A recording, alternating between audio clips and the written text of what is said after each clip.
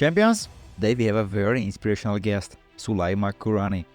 While she is not a chess player, her journey is truly remarkable and very insightful. Born in Morocco, Soulaima faced numerous challenges after moving to Denmark, eventually finding herself running away from home. She experienced homelessness, dropped out of school, and had every reason to feel lost in life. Yet, she got to the level where she would fly on her jets. She also received lots of awards, including 40 Under 40, Top 100 Woman, and many more. But she realized something profound. Despite her success, she was not truly happy, and this was when she discovered the importance of excitement for lasting happiness. And then what did she do? She threw away everything and... Okay, I don't want to spoil everything, but get ready for an incredible 1-hour dive into the very insightful, inspirational and spiritual world of Soulaima Gourani. Soulaima, thank you very much for keeping your promise, keeping your word, and coming now to ChessMood podcast. Thank you so much. I'm deeply honored to be here today, and I'm really excited about our conversation. This is the times that I'm really excited. Not that when people are saying trying to be nice and saying me too. And let me tell the listeners how we met each other and how they started. So last week, Soulaima, I didn't know who is she. She was just friend of friend. So she messaged that she wanted me interview, and then I said yes. So it's friend of friend. I respect friends, so yes. And then, before we started to record the interview, when you usually speak with each other, hey, how are you doing? Suddenly, we started to talk, and she said a few things. If I'm more correctly, it's few sentences, and I said, Soulaima, wait, I will give this interview if you keep the promise, and the next week you come to my podcast and I interview you. So this is how we met, and this is how Soulaima keep her word, and here we are. So thank you very much again. Soulaima, your story, it's so interesting and inspirational, and there are so many things to learn. Even the few things you said before we recorded this, and I was taking notes here with me. By the way, guys, this is the first time you might remember I'm taking pen and paper with me during the episode, because I'm going to take away everything I will learn from her. So I want to start from the point where you were homeless, right, at 13? Mm-hmm. Yeah. Tell me, please, how you got to that point. Mm-hmm. Yeah. Wow, thank you. So I'm Danish-Moroccan. I was born in Morocco. I have a Danish mom and a Moroccan dad. And they moved back to Scandinavia when I was just a baby. I grew up in Denmark. My parents had a very, passionate marriage, to put it frankly. And we moved around a lot. My dad was a well-educated an engineer, but he was a Muslim and he was Moroccan. And back in the 70s, it was very hard to be an Arab in Scandinavia. So we never knew where we had to live. We never knew how we would pay our bills. Most of my childhood, my parents were not picking up the phone because we couldn't pay our bills. We had to turn off the lights so that people couldn't see we were home. My parents officially went bankrupt twice. That's a profound moment. And we moved and lived in all kinds of small cities. I wouldn't even call it cities, but just towns, with 700-800 people living there. Shitholes, basically. I went to the worst schools you can imagine. I don't even remember how many schools I've been to. I moved more than 40, maybe 50 times in my life, okay? So wow, you have to imagine this. And when I got confirmed, I'm a Protestant, so when I got confirmed at the age of 13, my classmates, they went out and, you get money usually in gifts. And my classmates, they went out and bought, a bicycle or whatever, right? I bought a ticket So one night I just packed my stuff, and I knew once I was confirmed and once I would have that cash, I would run away. That was my plan. I would escape my life. Like, I would no longer live in that little town where there was no inspiration. My parents were drinking, having a very violent relationship. I was extremely unhappy. I went to the worst school you can imagine. I don't know, with 65 students. We didn't learn anything. I was fighting my classmates all the time. I was bullied because I was brown. You know, it was just horrible. So I decided to run away. Wait. Mhm. Do you have brothers, sisters? Yeah, I have an older brother from my mom's previous marriage, and I had a sister that's between me and my brothers. She died when she was 40 of kidney failure. So yes, I have two siblings, but they were not. Then at the time you were running away alone. I was running away alone. Yes. So you were ready to just leave everything and just run. I just left. And did I left a note in my room that they shouldn't be searching for me, but they did. So there was a national search in newspapers and police and, everything. And I was just, hiding. And I kind of survived that period of the grace of other people who did hide me or give me a bed or, But eventually... When did you sleep your first night? At my uncle's house on an island where he lived with his family. So I went to their house first, and then the police was searching me. Yeah.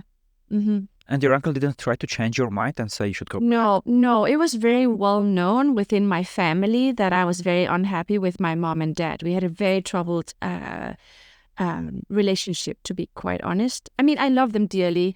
I've forgiven them long time ago. We can talk about that too, because you cannot live with those traumas. And so that's a whole next chapter. I've been dealing with my traumas, and we have been doing some healing. My dad passed away, unfortunately, 17 years ago. So I never got the chance to really, really talk this through, but he knows that I forgave him. But it was a very traumatized time. It was 6 months.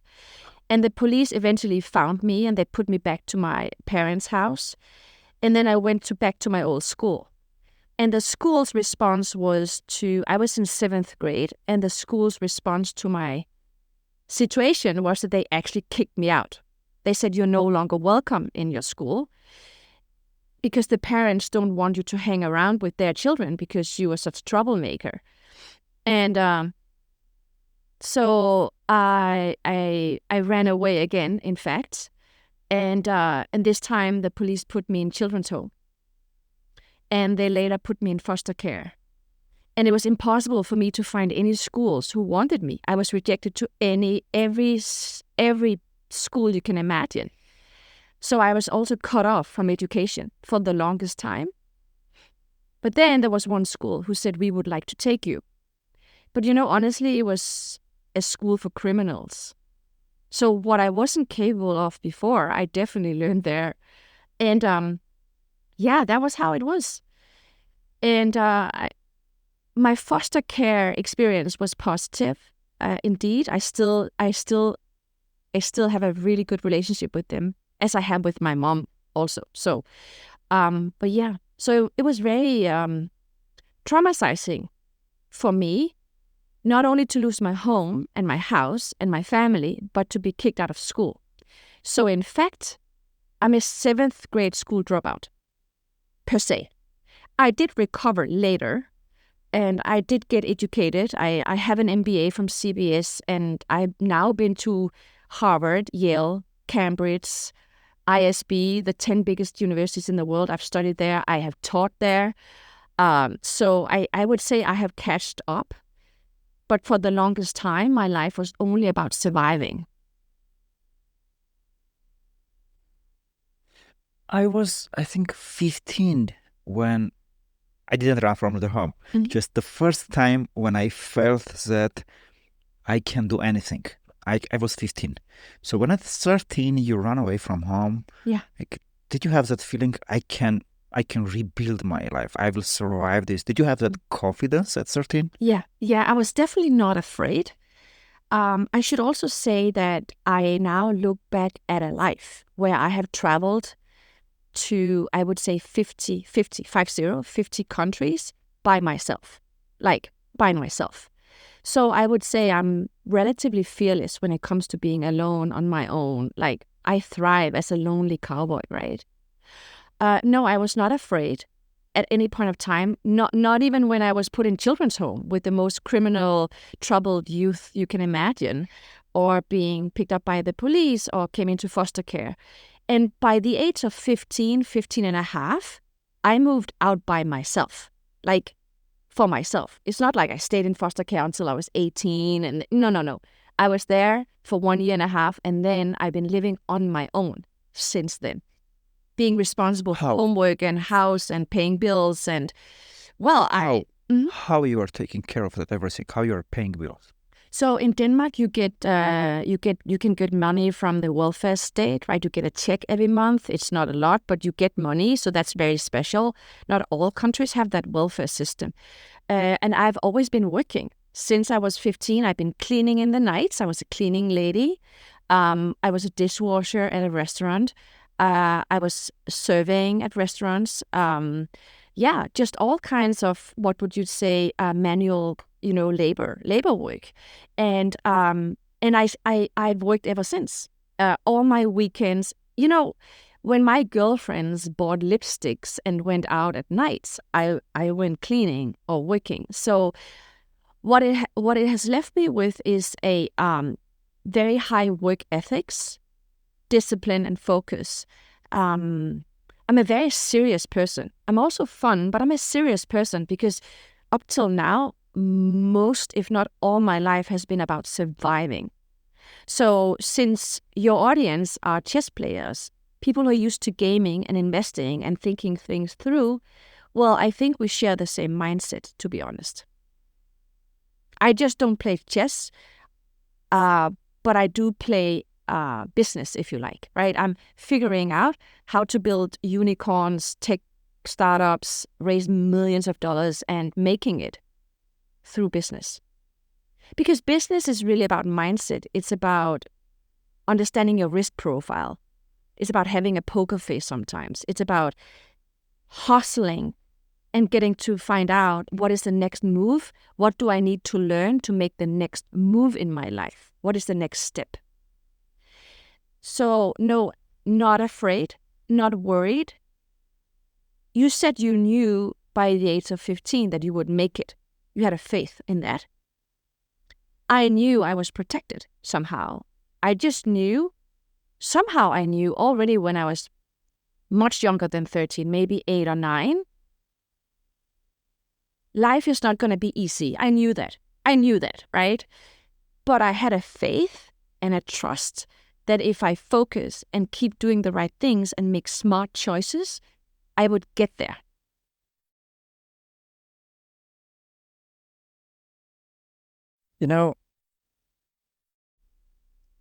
One of the reasons I started the ChessMood podcast, it's not that I just wanted to have a chess podcast. There are chess podcasts. I felt there is a very big missing point that chess players don't understand or underestimate. It is improving in chess, becoming a top. It's not just about skills. It's not just about the hard work. It's a lot about mindset. And this is what you said, that business is the same thing. It's mindset exactly. This is why we started the ChessMood podcast. And about that earlier years gave you work ethic, discipline, that everything. I recall another quote, just the opposite quote of that. It said, I was driving one day, and it was one of the common days when I'm driving, I'm listening something, and there is a quote, and I can have a car accident at that moment because it's so strong. It said that talent can be a curse. And then it went to explain that when you have talent, very often you just get things because you are talented. You get that XYZ things. You became very good at your particular thing. It can be a chess. In this case, you can become a grandmaster because you are talented. But you never developed the life skills, the mindset, the work ethic, the discipline. And then at some point, if you try in your life something else, at some point in your life, you have some life struggle, can be relationship, can be family things, can be any issues. You are not prepared because during your earlier years, you didn't develop that skills that me and you, like I was also not talented chess player, so I had to work a lot to learn how to work, to learn how to keep that discipline and everything.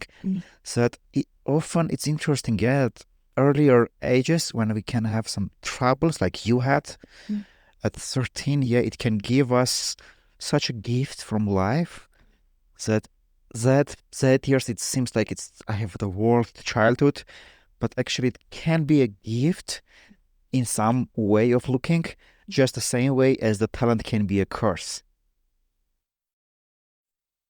Well, honestly, I'm not very talented. In fact, only one teacher throughout all the years I've studied, only one teacher have told me that I have a talent. And he's the only teacher. I was, I think, 16. And he pulled me aside and he said, Soulaima, you are so gifted with communication and your emotional intelligence. And you have a social influence position. People follow you. Like, that's leadership. He didn't say, I'm not good at math, I'm not good at science. In fact, I don't recall learning anything from school. Like, honestly, I would say my, well, I don't think my family will agree, but within deep inside me, I feel like my school educational level is more like a fourth grader, right? And that's pretty much where I stopped learning anything because surviving life kind of took over. So I'm not the traditional talent, right? I mean, you would never, if you were investing, let's say you went into a classroom and you looked at all those people and the grades and, who would you invest in? I don't think you would invest in me. I did not have a lunch bag, right? I didn't have clean clothes. My underlegs were bitten by, bugs in my house because it was so dirty, and not good at the traditional schooling things, right? I mean, so I don't think that anyone would be betting on me, and no one saw my talent. And I was not even, I'm not even good looking either. I don't have those traits that usually can take you ahead in life, right? So I had to find other ways to make it. And the one thing that I have that I think many people don't, that is that I dare to think without limitations. Like, I can come up with the craziest thing you can imagine, like possibly imagining. And then I'm like, I'm going to do that. I'm going to meet the Pope. I'm going to raise $10 million. I'm going to, and I go out and do it. So I think I don't have the same limits in my mind. Also because I'm not afraid of losing it all. My risk profile is really aggressive. So much so that, as you know, when I left Denmark in 2017, I had at that point become, Nordic 20, 100 most influential people, 40 under 40, young global leader by the World Economic Forum, and very, very exclusive prize award. I have a list that is very long of all the awards that I had received at the age of 40, right? And remember, my starting point was homeless, street child, no education, 7th grade school dropout. By the age of 40, I made hundreds of thousands per month. If I was late for a meeting, I even chartered a private jet. My kids went to private school and we were the most wealthy, highest donating family in the private school. You kind of get a picture, right? I was so unhappy, profoundly more unhappy than I've ever been in my life. So luckily, I'm married to the love of my life, with whom I've been together for 28 years. I really do know how to stay married. That's the thing I'm very proud of. That's another episode. We will come back to it one day. Marriage, love, don't even get me started. You should invest in that because that is really the core foundation. If you're truly loved and if you have the capacity to love another human being, there's nothing you cannot do in life. Because a lot of things we do in life is all about getting laid or getting loved or, So if you have those things settled, then you have a whole other drive in your life that is not driven by that unhealthy ego, but it's about something else that is profoundly more impactful and will drive you more positively and give you better energy and vibration, and you attract things on a whole next level. But I think that's for another podcast. But I was so profoundly unhappy, which was a surprise to me because I thought once I receive all these awards, once I'm shaking hands with the Pope, once I've done all these things, then I'll be happy, right? But there was this big hole inside me that I couldn't fill out. It's just impossible. And I was speaking to thousands and thousands of people every month. I've written books, 16 books in total, with either published through a publisher with myself as an author or co-authored or whatever. I did my TEDx talks. I did all these things that I thought would make my life meaningful, but I was so unhappy. And when I say unhappy, listen, you have to understand my doctor wanted to prescribe me antidepressant, like really unhappy. Not like I don't feel well, like profoundly unhappy, broken. So it was at age 40. It was at age 40. 40. They still don't understand that like, how do you feel that you are unhappy when you are in love, you are loving, you are feeling loved, you don't have troubles, everything. Like, what was the issue? Like, how do you, if you were your own doctor, what would be your prescription? I was so bored. Bored, yeah? I recall that a few years ago, I don't know currently the statistics, but the highest level of suicide, it was in the Sweden. And I was reading that article, like, how Sweden looks like a very developed country. And it was that boredom. It's just people are getting bored. Everything are so easy for them that there is nothing excitement and they are getting bored. And I remember I was reading, I think it was Tim Ferriss, I think he was saying. And he was saying, like, we were not really looking for happiness, but we are looking for excitement. And he was like, it's boredom. It's opposite of boredom is not happiness. Opposite of the boredom is excitement. And we need to look things not for that will make us happy, but to excitement. And this is one of the topics that I'm very interested to talk about, because the same thing happened with chess players when they are, I will get 2000 levels, then I will become masters and grandmaster, I will be happy, but they never find happiness. And here I'm going to jump and I want to dive deeper into this topic. But before that, let me ask you a few more questions about your excuseless mindset, I would say, yeah? Because you were homeless, no education, you are having a problem because of, as you said, skin color and all the things, but you had no excuses. You were just going, yes. The only person that I have found so far with such a level of excuselessness, it is, have you heard of Alex Banayan? The book The Third Door. Oh, of course. Yeah. I've actually texted back and forward with him because I wanted to interview him once. Yeah, of course. The Third Door. Absolutely. Yes, that's like how he, like, always, whenever it was, he was just, no, I will do that. Yes. And just for the listeners, the Third Door concept is that he brought this analogy, Alex, that to the nightclub there are two entrances. One entrance is for the VIP clients, for celebrities. The second one is just, there is a line, there is a queue, and you just sit and wait. And the third entrance is just for crazy people. They jump into that nightclub from the window, from somewhere. They just get there, and he has so many crazy stories in his book. From Spielberg, how he jumped into the bus and entered to the Hollywood, to Bill Gates and everyone. So hopefully we'll have Alex one day here. But you are the second person that you're so excuseless, and I want to learn what I mean, not for myself, but I'm writing currently the article about excuseless, and there are some parts where I'm still, because it was so easy for me never to be excuseless, I'm having a difficult for giving advice for people who are having excuses and saying, I have limited money, or I am from this country where there are no coaches, yeah?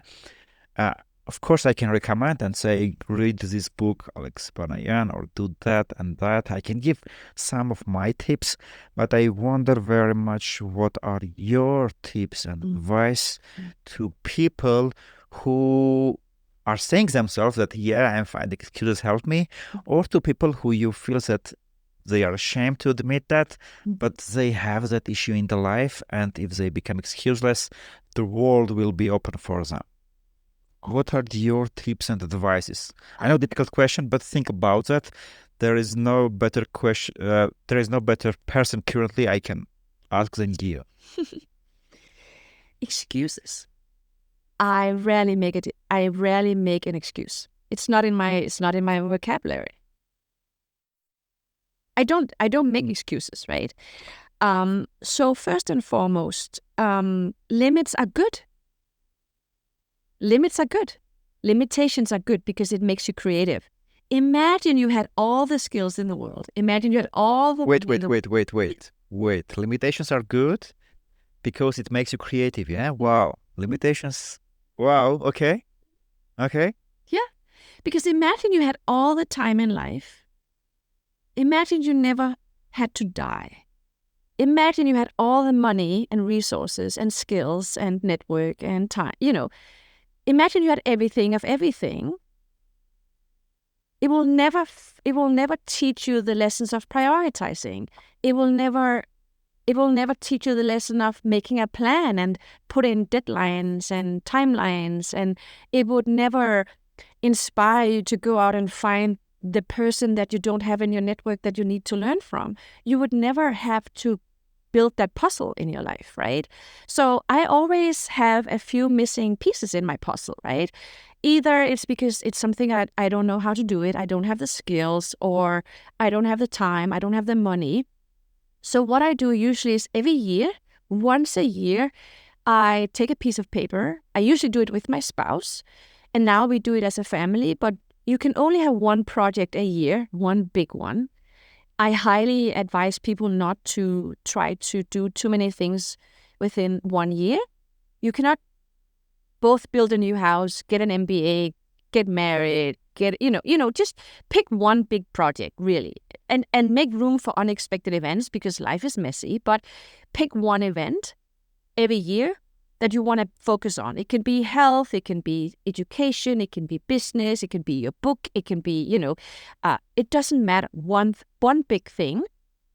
And then what you do is you say, okay, to accomplish this goal, maybe your overall goal is a big one, so it takes you 3 years to get there, but then you have to just cut it up in smaller pieces year by year. So you kind of re-engineer backwards of how you want to accomplish whatever you have put in mind. For me, it could be get an MBA despite not having the skills, despite not having the money, despite, or moving to US despite not having a green card, not having a visa sponsor. I could come up with so many concrete, specific examples how I have gamed the system to accomplish what I felt belonged to me, that I was supposed to experience in this life. So you put in, and then you start discussing with yourself, what do I need to accomplish, whatever it is? And you have to look at a few things. You have to be honest with your skills. Is it something you should learn? Or do you have to find someone who can teach you or can provide you with the skills that you don't have? What is the timeline? The faster you want to get something done, the faster you want to accomplish something, the more you have to invest in it. Clearly. If you want to lose 5 pounds in a week, you cannot eat any more this week, right? If you want to lose 5 pounds within a year, you can definitely eat something every day. You just have to be a slight more healthy, right? Does it make sense? So you have to look at financial, skills, and timeline. And money is never the answer. I want to say that twice. Money is never the answer. Never. So it cannot be an excuse. Everything I've done... Very well. Everything I've done in my life has been done scrappy, hustler, with 1/10 of what other people had to put in to get the same results. So don't look at money as an excuse. Look at money as a source of energy. So you need to burn the playbook, because you're not going through life playing the same play that everyone else is playing. You have to burn the playbook and write your own playbook. And then also, Let me be a little bit more practical. yes. So imagine now you are starting a chess career. And with all your life skills, where you don't have any chess skills, you have a goal to get to some, let's say 2000 level, so chess players will understand what we are talking about. And for yourself, 2000 level, it's you can get there in 2 years with hard work. So, like, what would be your steps? But imagine this: you don't have money, you don't have connections, you don't know me. You cannot say Avo coach me. You cannot say Avo give me access to ChessMood courses. You don't know anyone. You have nothing. You are from a country with very poor internet, and you need to make that. How would you do that? So we'll try to be more practical in this. What would be your steps? So again, I don't know much about chess. The only chess player I have in my house is my son. So, what would you do? Like, how would you get your books? How would you get a coach? How would you? Yeah, exactly. So first and foremost, congratulations on even having that goal of leveling yourself up. It takes a lot of resources to level up if you're surrounded by people who don't level themselves up in chess or anything in life, right? Being the one who dares to put, even in your mind, you don't even have to share it with others, but just having the courage to allow yourself to wanting a desire to level up. That's actually the major step, that you have decided that you want to go somewhere.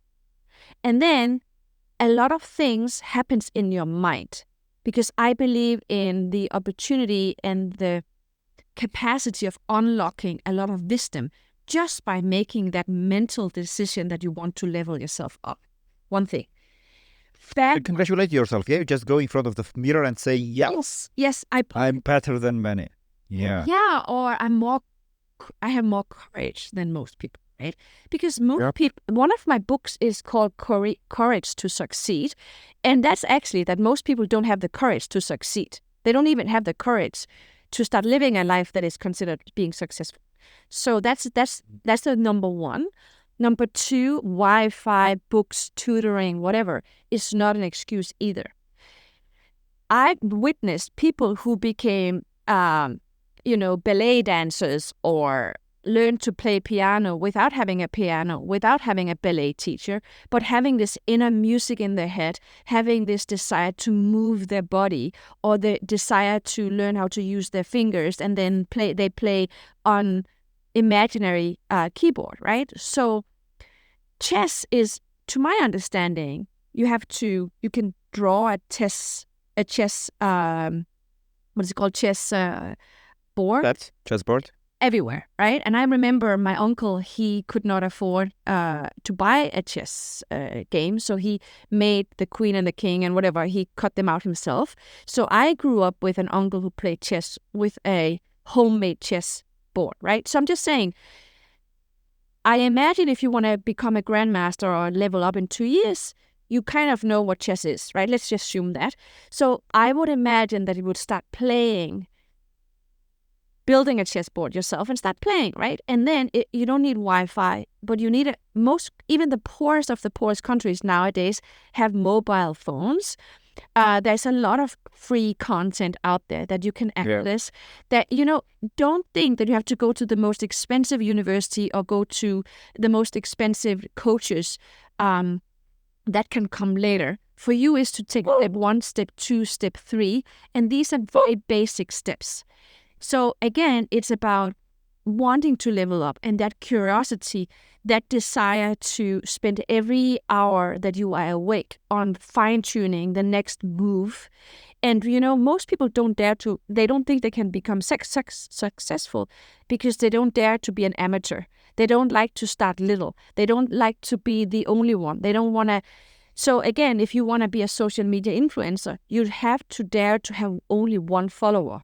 that turns into 2 followers, that turns into 3 followers. Yeah. If you want to build a newsletter, you have to dare to have only your mom as a subscriber to begin with. You know what I mean? Like daring to be an amateur, starting with nothing. If you're waiting for someone to find you, if you're waiting for someone to see your talent, to give you a chessboard, to provide you with access to ChessMood, and so, then you can wait forever because no one is finding you. No one will find you. First, you have to find yourself. Perfect. I used to say that it's very important to have a strong, it can be why, it can be a purpose, it can be things like something inner things that I'm going to make this whatever happens. You said it very nicely, courage to succeed. Yeah. So when you have this courage to succeed, you just start the journey and then you figure it out. Yes. Lots of doors opens in front of you, from one door to another, from this door to another door, and so on. The life takes on. Yeah. But the important part of mindset when I will make it, and now I'm coming back and I'm even deeply appreciating what you said. The first point you said, congratulate yourself, and that you have the courage to want something and to level up. Wow, this is so interconnected together. And if I may add just one more thing, sure. I call it my 8% rule. 8% rule. What that means is that if humans, we have to dare to take a jump, make a decision, act and do something without having the full picture. If you're waiting for life to provide you with the full picture, a 360-degree insights on something before you say yes or no, then you can wait for the rest of your life. See, I have this rule. If I can envision just 8% of the full picture, if I can see, just a tiny corner of the full picture, then that's enough for me to make a jump. Why 8%, not 10? Why 8? Because I want it to be very small. Just I can live with 10, but just don't fool yourself to think that you need to understand the full picture, calculate everything. Life is about risk-taking. It's about daring to take the first step. And as you said, I'm an amateur, and we can go back to the whole thing that I put in a bomb in my life every 10 years and I start all over. I burn all my ships. I start over every 10 years, no exception. But the thing is, if you allow yourself to take the first step, trust me, once you take a step, the next step will happen. It will happen in front of you because you have chosen a path. I'm not trying to become a chess player, grandmaster, and a dentist, and a ballet dancer, and at the same time, right? I've chosen to become, in this situation, a chess player. So that means that's my path. Then I focus on that. So, but there's a great deal that I know you understand, Abel, because you and I spoke about that when I interviewed you. Trust in life, faith, believing, meditating, mental hygiene. Because the biggest battle of them all that you have to go through in life is the one you have with yourself. That's the biggest one. Your ego, the little devil on your shoulder, or whatever. That's your biggest competitor. So interesting. You said the devil on your shoulder. I am calling it inner worm. So devil in the shoulder. Yeah. Yes. Okay. So you had this great mindset. Mm-hmm. You had family. You could fly on private jets, and you were taking care of your kids very well. You had everything, and you were feeling unhappy because of just boredom. Boredom, yeah. Just boredom. Every time I woke up in the morning, I knew, today this is gonna sound horrible. Imagining making sometimes maybe $10,000 or $15,000 a day. You put on a nice dress, you have a driver picking you up, go somewhere, and you talk, and someone applying you, and they're like, and then you go back home in the night, and all you want to do is put on the pajamas and drink a bottle of wine because you're so unhappy. And we tried to figure out how to make me more happy, right? We thought about getting a new house. Sorry for interrupting. And your spouse also was unhappy because you said you tried to sit together and decide how to make you happy. Was it you both were unhappy or just you? No, I mean, if you're unhappy, your spouse is unhappy, right? So that goes hand in hand. So the spouse was unhappy just because you were unhappy, but overall everything was okay. But I have married the most optimistic, positive, beautiful human being on earth. Zero trauma. Everyone loves my spouse. Everyone. He's an angel in my life. And I will say this over and over again. If it has not been for him, I would probably not even be around anymore, right? He is, and I say that with a lot of gratitude and, to be very honest, he keeps me in my healthy corner, right? And when I say healthy, that means spiritually, physically, everything, right? So I remember at one point, I was even like, should I get a divorce? Should we, like, I had everything in question, right? And wait. You were in love, you loved, you, but just because you were in such a boredom, you were thinking even about divorce. It was really weird, right? But I couldn't point my finger to why I was unhappy. Like, it's almost like I'm hungry, but I don't know what I want to eat.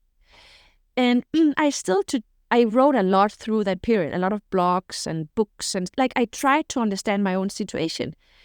And most doctors want to prescribe antidepressive, right? Because let's numb you, and let's get you through the process.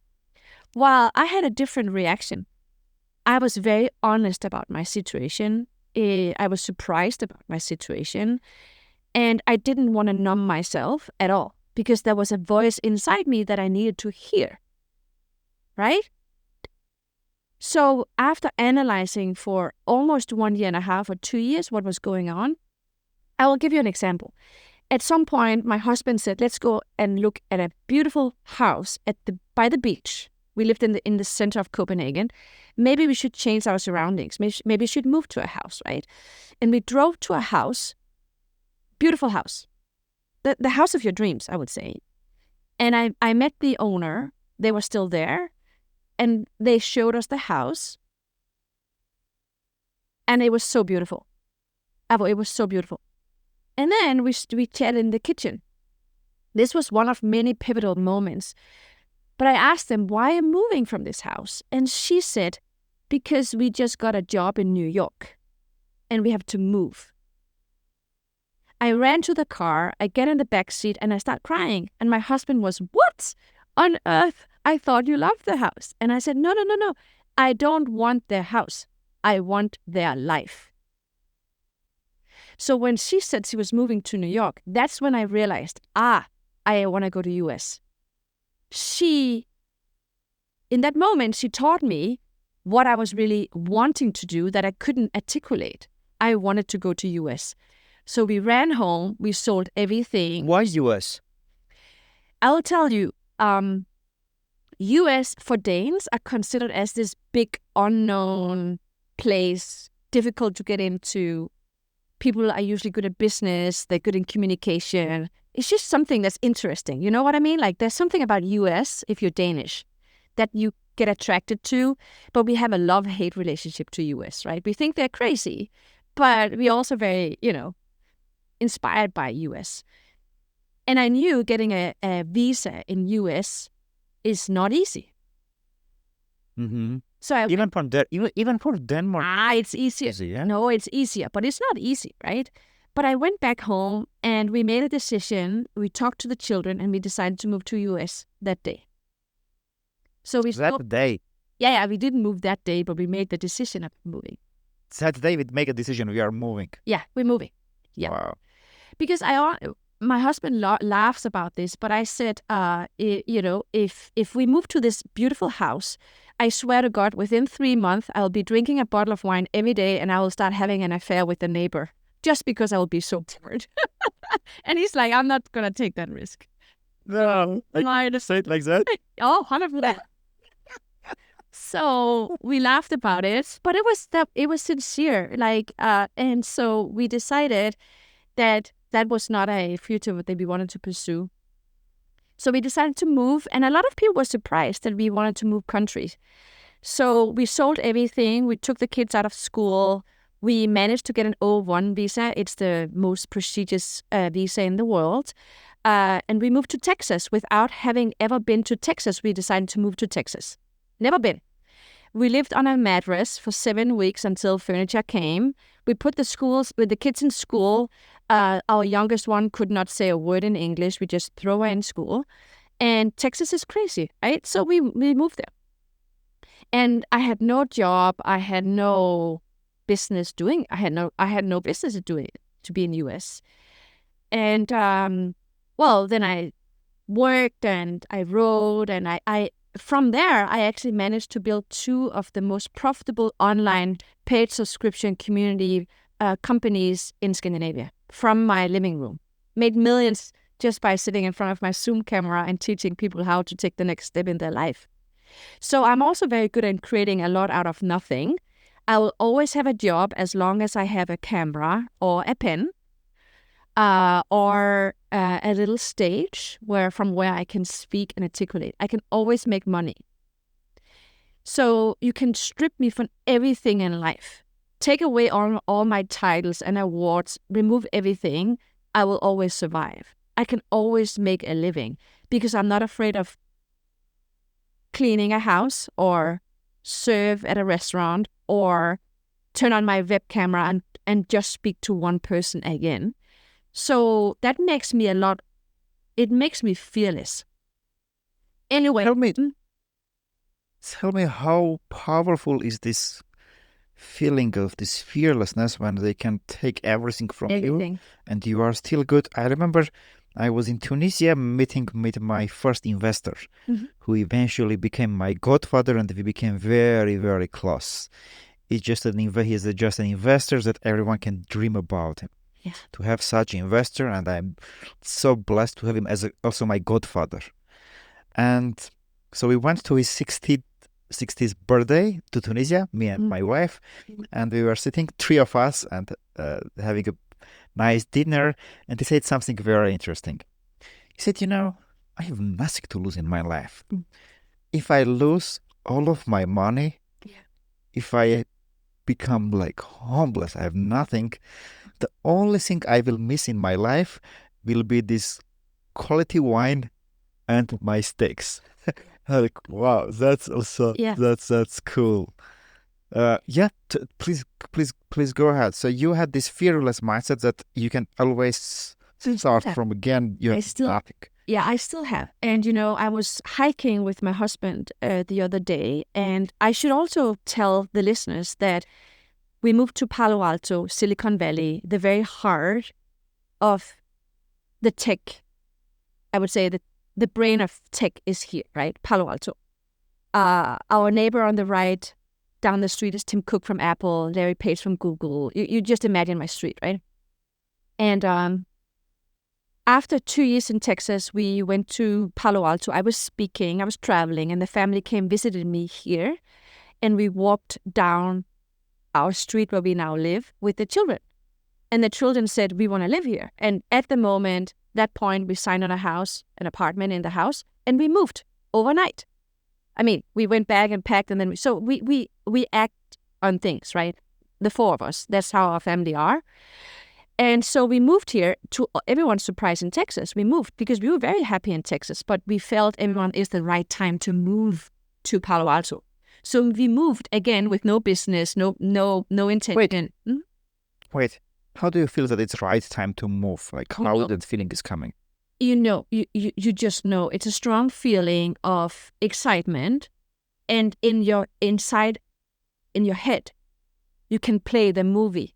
What would it be like living here? What would it feel like? What would our daily life look like? And that's, again, if you can see 8% of that life and you like it, you move. Just excitement, yeah? Go for excitement. You see something, go, yeah? Don't do too much due diligence, because you will talk yourself out of a lot of great opportunities in life.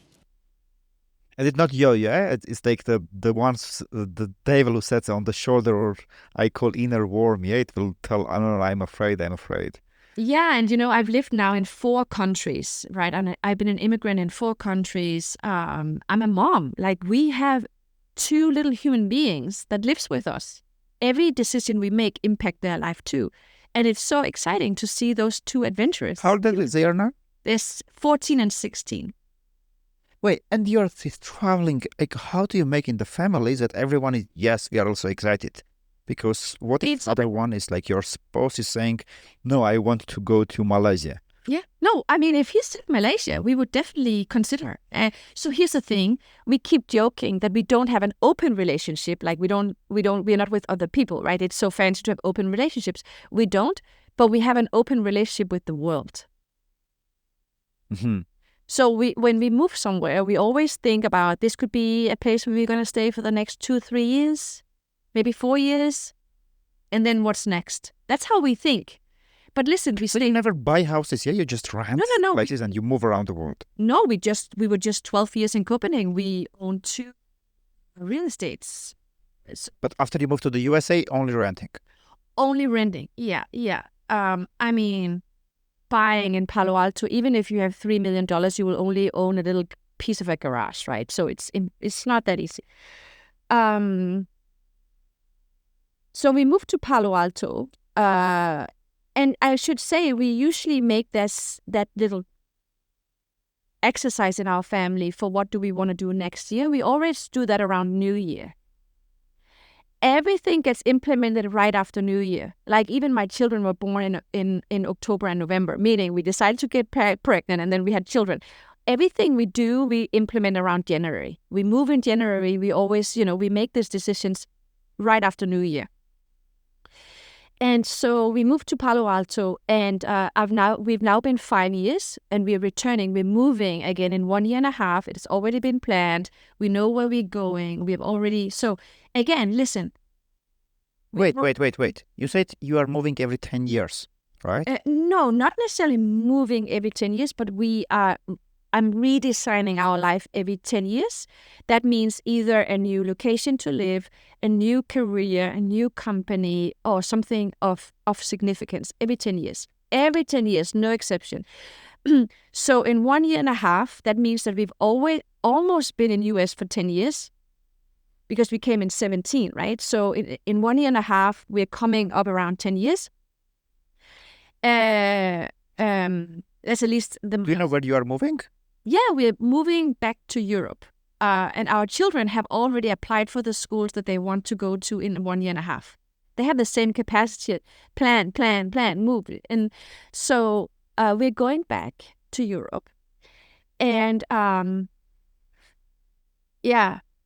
so moving to Palo Alto, I will say, was a choice of ours because we wanted to build a VC-backed company. Honestly, it's been my dream to be the first woman of color over 40 to build a VC-backed software company in Palo Alto. It's not been done before. And I have just been told that I'm the only one ever who raised this much money in seed ever.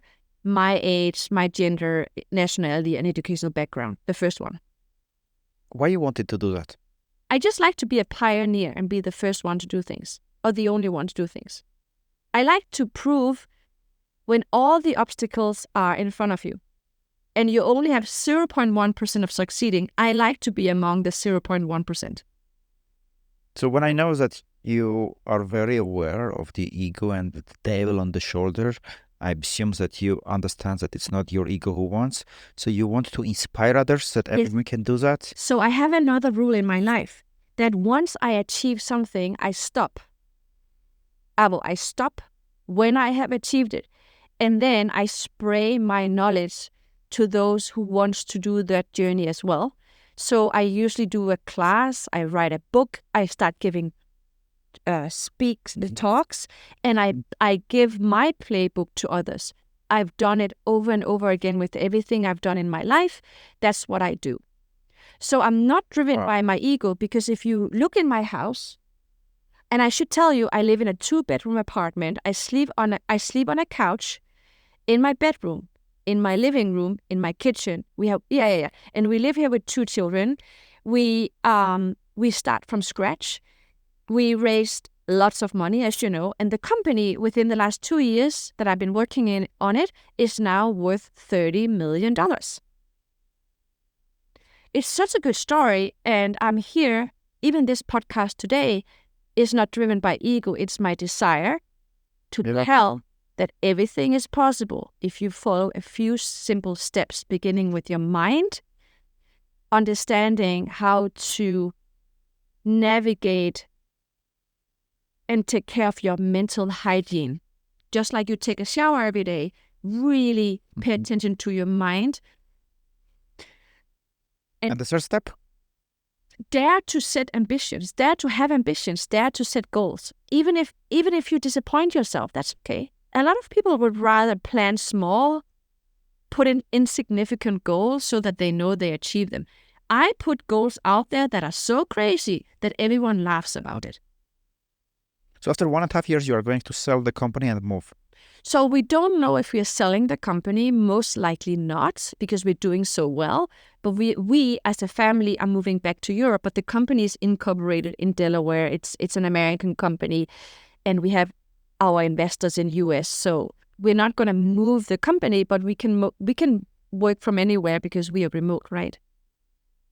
But then you don't change your career every 10 years. No. This one. No. So I've been working on this company for 2 years only. So I think I still. Okay, so you have 8 years. I have 8 years, but I've been to US for almost 10 years. That's the big. So this time I'm making the move physically, but not work wise. Tell me about this. You said before we clicked the record button, when I said that it's many chess players thinking that it's just rating titles and they will be happy, but you said it never gives happiness. Mm-hmm. And tell me about what you said was what you do with your all rewards and trophies. And you always look future. Tell me that with your words, please. Yeah. So again, I have a lot of certificates from all these universities now. I have a lot of awards. I have a lot of, trophies and everything you receive when you receive these prominent awards.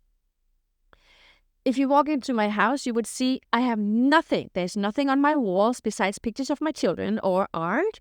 There's no certificates. I don't even know where they are. That I either throw them out or they are packed up somewhere in a storage room or whatever.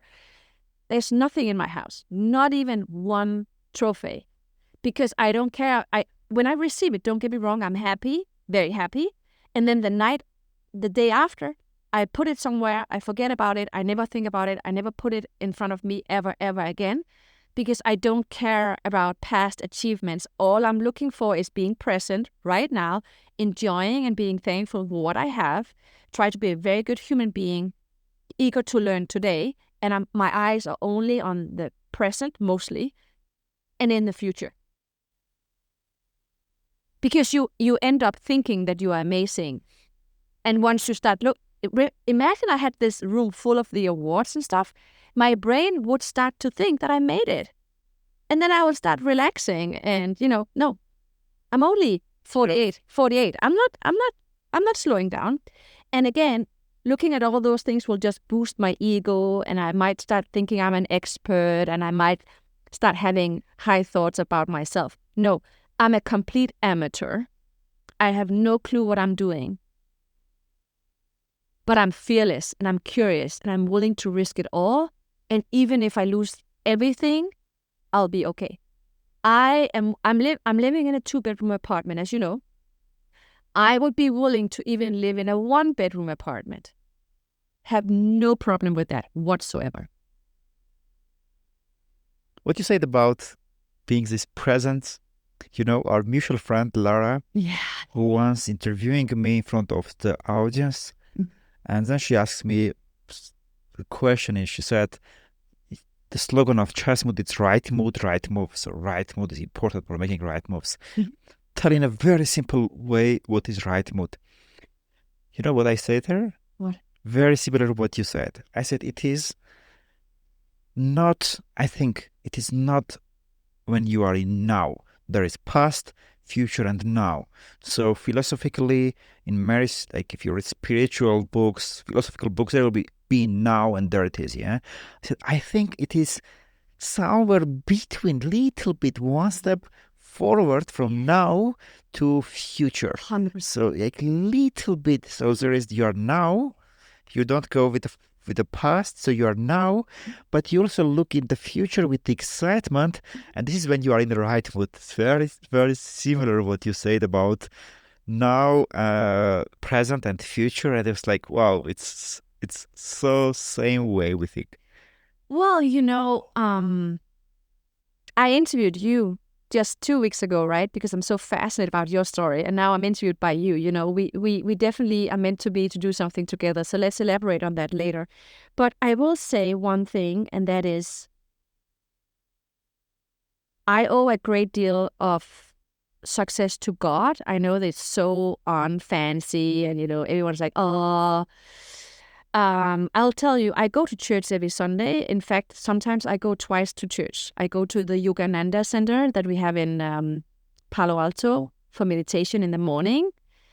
I go in the gym in the morning, and then I go to Yogananda Center, and then I go to church. So my Sundays are for my soul. Sundays are the days where I protect my soul. I put intentions. I clean my heart. I make sure that everything I do is not poisoned by ego or greed or all these things that we have in life. And I ask myself the hard questions. Why are you doing what you're doing? Why is this important? Why do you take up this fight? Why do you want to win this? All these things every Sunday. In fact, I do it every day. And I begin all my mornings by enlightening a scent in this little one. You can see it's completely burned. And I do this, and that's the first thing I do before I wake up the kids. Anything, I start my day with intentions of being a good person. So what you do with that? What you do with that? What you show? This is a scent burner, right? I put in a scent, I enlighten it, and it gives me the smells in the room, and it puts me in the right mood of intentions, right? I see. I pray over myself that I'm a good person, that whatever I'm going to do, whatever success or failures, that I'll be gentle on myself, that my failures and lessons learned will not stay with me, that I have promised myself to share honestly everything I experience in this life with others, so that they don't have to re-experience or go through the same pains as me. And my main mission in life is to be giving back. You could almost say a teacher. I don't mind to be the first one or the only one, but I refuse to be the only one in whatever I'm doing.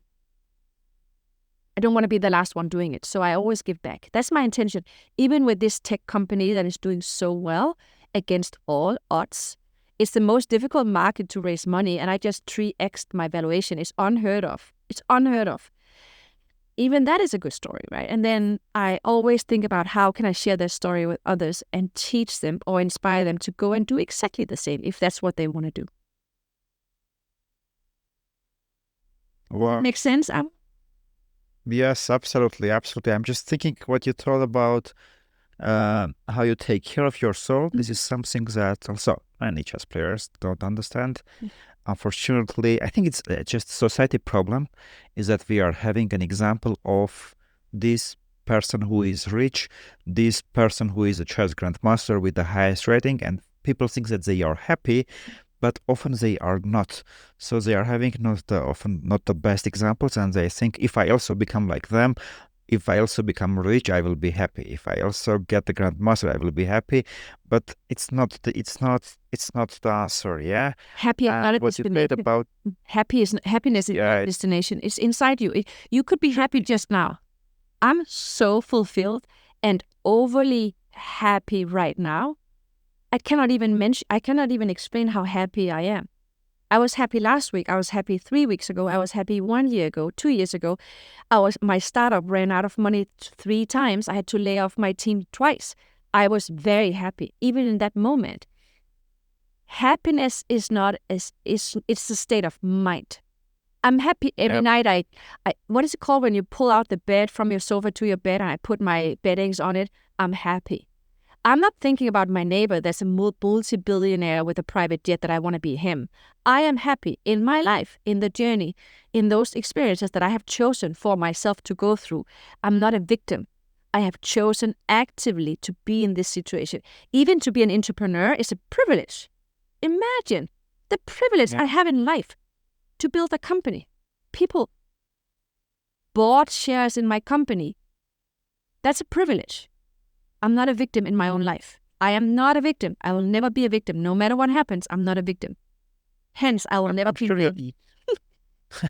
I'm sure you are aware of Eckhart Tolle's Power of Now. Actually, I've never read it, but my spouse has.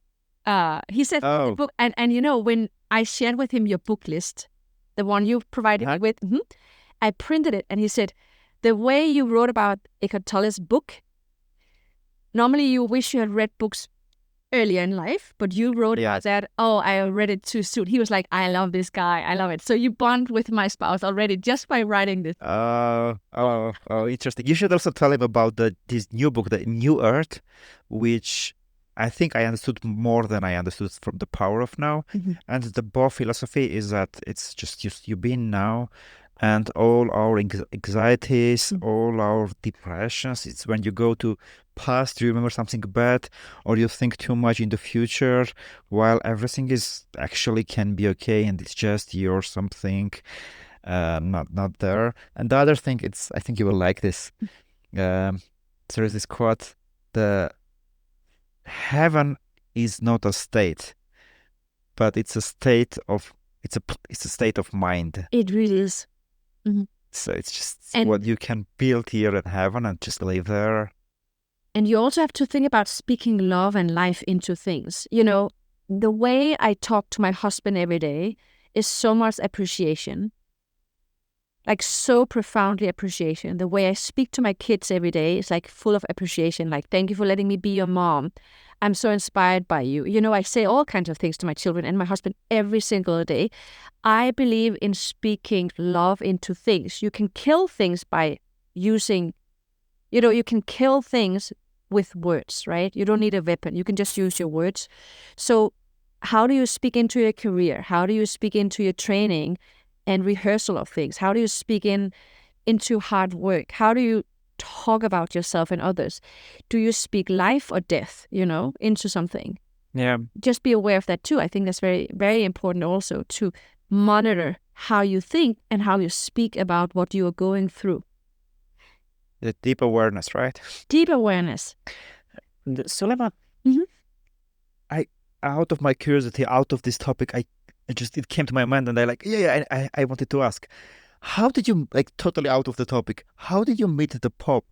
Oh, I don't have many pictures, as you know. I told you I don't have a lot of things in my home, but I do have a picture with the Pope here. I saw this on your Twitter, so I was scrolling when I was researching about you. Like, wait, it's Pope. How did she? And you didn't meet her when she was just waving with hands, and you are it's like 50 meters away. You are shaking hands. How did you meet him? It's a beautiful picture, right? Well, yes. One of my friends were about to run as president for Argentina. And the Pope is from Argentina. And before the Pope became the Pope was my friend's personal priest. And then my friend asked me, do you want to go to the Vatican and be with the Pope? Because he wants to hear about, we were working on education systems. He was working on education systems, and a lot of schools and educational institutions wants to hear my story. How can we kick out a kid in 7th grade and then she ends up being this person? How do we recognize talent without recognizing talent? Does it make sense? So I was there to talk and share my story. That's how I met the Pope. Oh, wow, very interesting. So tell me about this part that I think many listeners will be very intrigued, because it's very difficult to forgive. Oh, forgive, yeah. So. And we had one episode with, Kamal Ravikant? No, but I will tune in and listen to it. So Kamal Ravikant is the brother of Naval Ravikant. Okay, good. I know them, yeah. So Kamal, very spiritual person. He has written 3 fantastic books. One he called Love Yourself, and this was his bestseller. when he was also in the Silicon Valley, and he was losing the company. He was very stressed, and he was in the bed, and he thought he was dying. And then he suddenly started to tell every day himself, "I love myself. I love myself," and he healed himself. And then he wrote a very interesting book about that, and he shared about this forgiveness. He gave tips about that because he has similar story to yours. He couldn't forgive his dad when they were living in the India. At some point, mother took one more time. His father is beating his mom, and the mom takes the two kids, and they are moving from the India to US.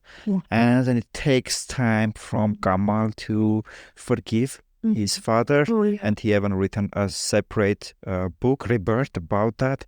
So this is something that many, I don't want to say chess players, but everyone, humans, we are having problems with this forgiving, and this, when we are not forgiving, it's just something inside that it's inside us. We want to get rid of that, but that revenge, anger, that all that bad feelings are there. And many chess players are not forgiving their parents because they didn't allow them to go and pursue their chess dream. Some are angry on their spouses who are not happy with their spouse hobby when they are doing chess. So how did you forgive your parents? Tell me, how did you make it? Well, it's very painful when you have a desire and people are not recognizing or allowing you to pursue your dreams. And to everyone who has children, please remember this for your own children. Whatever your child is passionate about, you have to allow that little person to go out and pursue his or her dreams, please. Right? Just like you want to play chess. You don't want people to put roadblocks in for you playing chess, right? So we should always allow people and encourage people we love to pursue their dreams. It's a human right. Sorry. Okay, I say story so we can cut this everything, make a clip and put it on social so every kid can take this 1.5 minutes and give it to their parents and say, hey, listen to this woman, Soulaima. She says that you need to give me. Yes, you can.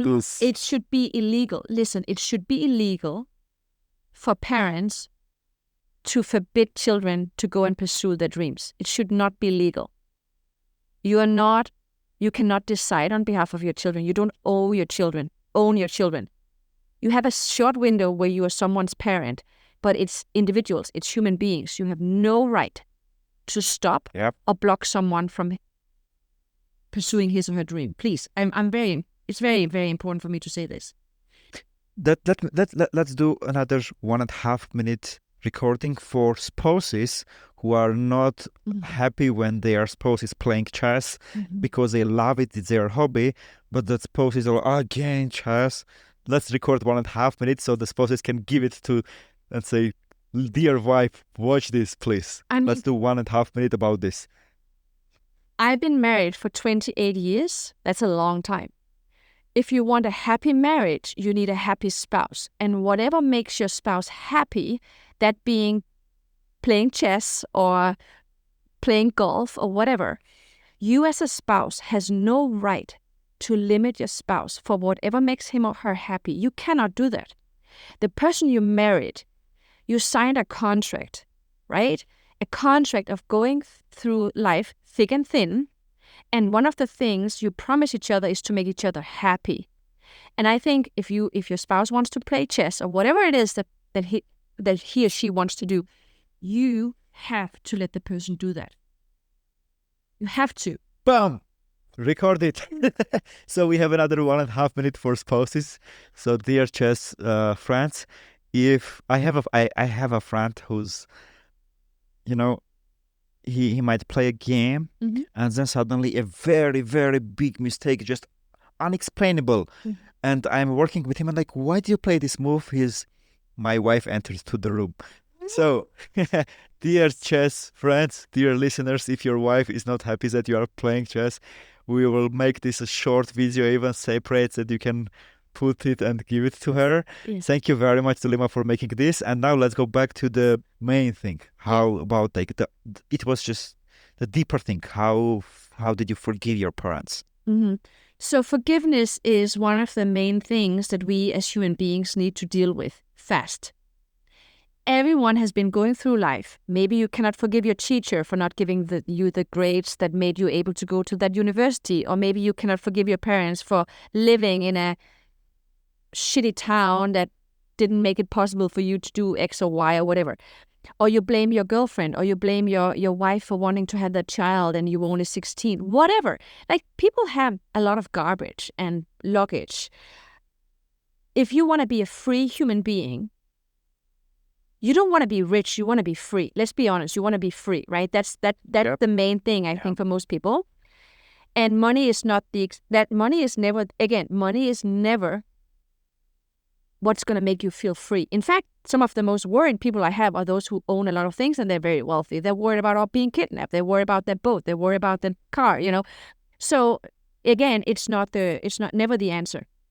But if you want to be a free human being and sleep well, you have the happy pillow scenario, right? If you put your head on the pillow, you have to be happy. Yep. I love that so much. It's really back to that, to be honest.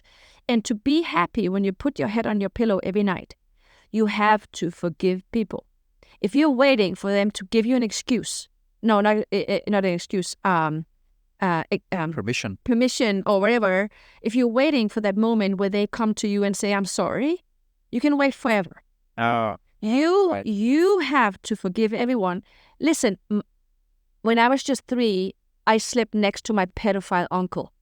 No details excluded, but you can start imagining what happened, right? 3 years old. I had to forgive my pedophile uncle. I had to forgive a lot of people for a lot of things. I've done it.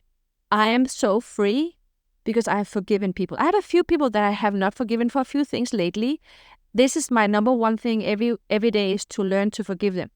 To not have no emotional ties to them. Because if you're tied to those people emotionally, you cannot move forward.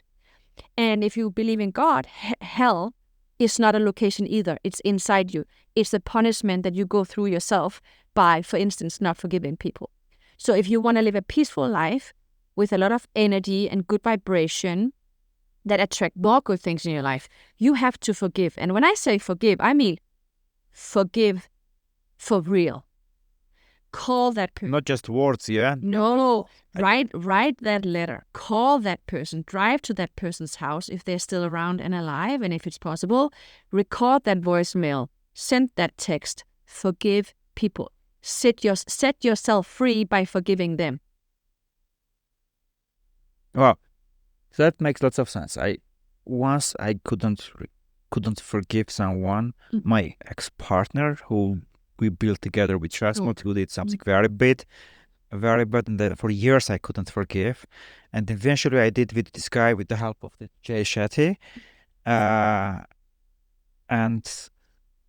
there are even techniques, like, even if you don't want to call them, just write a letter and then burn the letter. 100%.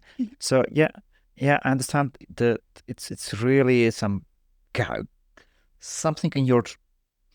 on your back that it's not allows you to climb the mountain easily. Yeah, it's some unnecessarily hate there.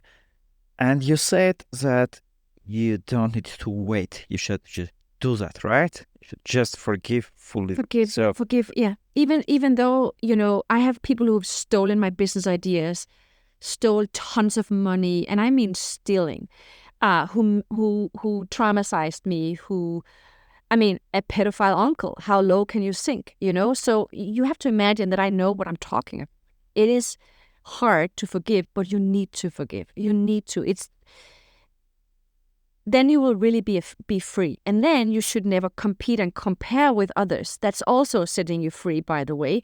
Don't compare yourself. There will never be a Soulaima number 2 or an Evo number 2. Like, we are unique in our own path.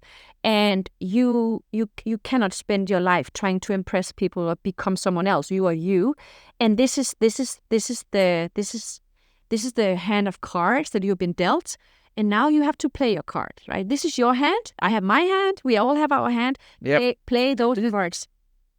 One of my favorite quotes that really touched me, it was from Roosevelt, that comparison is the thief of joy. Oh, 100%. This is one of the things I want to print and put on my office, because often it's not easy to remember because you are doing something well and then you see someone else who is doing better than you and you're I want this. But let's go back for a second to but you can be inspired by inspired, and I can do that too. True. For a second, let's go back to the forgiveness. Mm-hmm. So you can just, without waiting 2-3 days, you can just decide and do and forgive now, right? Mm-hmm. Okay. So you said earlier that there are just 2 people that you cannot forgive. Why don't you do it now? No, I must have missaid that, because I have a few people now that I find hard to forgive because they did something very recent. It's very... So you haven't forgiven them yet. No, but I'm on the path. I am well through on my path to forgiving them, but it's still raw. You know what I mean? It happened just very recent. So usually for me, it takes a few weeks to get to a point where I can sit with myself on the mountaintop and forgive them and just say it out loud. Every Sunday when I go to not every, but most Sundays when I go to Yogananda Center, you know, they have this fire ceremony and you write a piece of a paper, what you want to get rid of, and you give it and they burn it and they bless it. That's where Wow. Yeah, that's what I'm saying. So no, I will put their names on it. It will happen soon, like maybe next week or next week. But I usually have a little process. I get angry, upset, disappointed, and then I get a little bit depressed about what happened, and then I recover. And when I'm about to recover, I forgive. It always have that path. It's the same path I have to go through. It usually takes a little bit of time.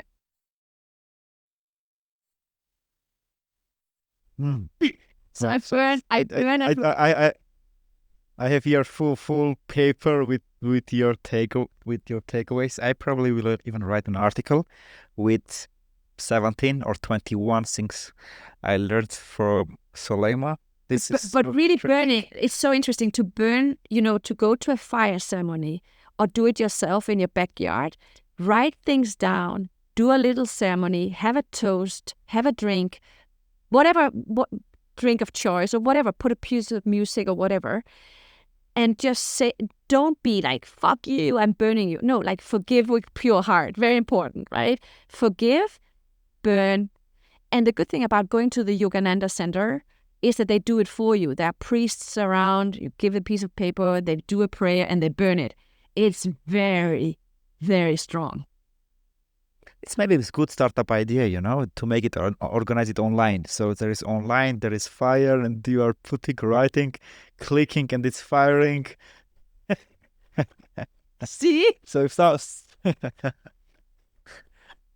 well, if you go to investors, there is a huge market. Everyone is not able to forgive. So you make this online forgiveness. But you should forgive. Forgiveness.com.